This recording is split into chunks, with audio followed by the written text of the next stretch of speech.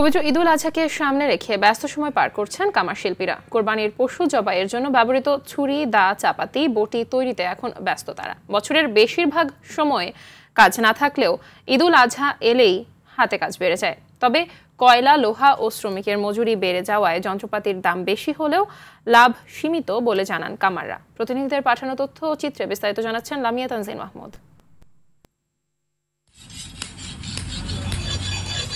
মুসলিম ধর্মাবলম্বীদের অন্যতম বড় ধর্মীয় উৎসব কোরবানি ঈদকে কেন্দ্র করে জমে উঠেছে পশু কোরবানির প্রস্তুতি। আর সেই প্রস্তুতির অন্যতম অনুষঙ্গ দা, ছুরি ও বটি। এসব সরঞ্জাম তৈরিতে এখন ব্যস্ত সময় পার করছেন জেলার কামাররা।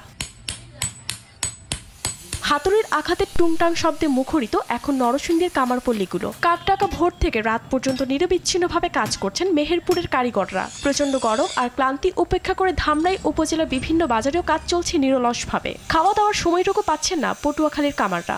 মাস আগের থেকে রাত দিন 24 ঘন্টায় কাজ করেছি।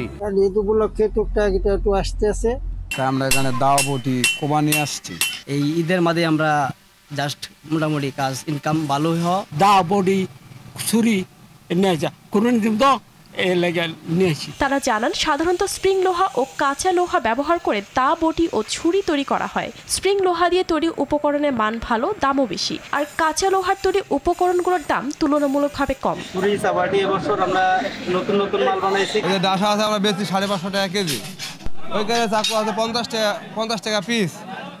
বটি বেশি 500 টাকা কেজি। কেজি হিসাবে দেখা গেল কিনলে আমরা 10-20 টাকা নাবে মাল সেল দিই। কারিগর মজুরি বেশি, কিন্তু হিসাবে দেখা যাচ্ছে জিনিসের দাম বেশি, কিন্তু হিসাবে বুঝতেছে না। কামার শিল্পের সঙ্গে জড়িতদের নানা ধরনের সহযোগিতার কথা জানান কর্মকর্তারা। কামারদেরকে প্রশিক্ষণ দেওয়া যায় কিনা, বা তাদেরকে ঋণ দেওয়া যায় কিনা, বা তাদের এই যেখানে তারা কাজ করে সেই পরিবেশটা আরো উন্নয়নের দিকে আমরা সর্বত্র নজর দেব। তাদের পক্ষ থেকে যদি উপজেলা প্রশাসনের কোনো আবেদন করে থাকে ওনারা, তাহলে অবশ্যই আইনানুগভাবে রাষ্ট্রের পক্ষ থেকে যতটুকু করা থাকে, সরকারের পক্ষ থেকে আমরা সর্বোচ্চ সহযোগিতা। আধুনিক প্রযুক্তির আগ্রাসনে টিকে থাকতে পারছে না স্থানীয় কারিগররা।